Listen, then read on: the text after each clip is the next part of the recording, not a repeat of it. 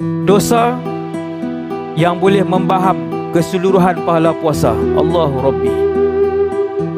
Kata Nabi SAW, Nabi sebut, dengar, ini untuk saya dan kita semua. Man lam yada' qawla zur wal amala bihi falaysa lillahi hajatun fi an yada'a ta'amahu wa syarabah. Sesiapa yang tidak boleh tinggalkan perkataan-perkataan keji dan beramal dengan perbuatan keji, Allah tidak memerlukan kepada puasanya. Nasihat ni untuk kita semua yang berpuasa Ramadan. Alhamdulillah kita puasa Ramadan. Kena jaga ada dosa yang membaham keseluruhan puasa yang agung itu.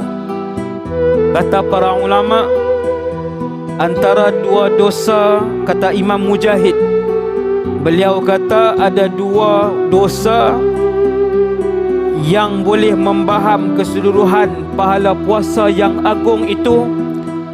Al-ghibatu wal kadhib, mengumpat dan berbohong.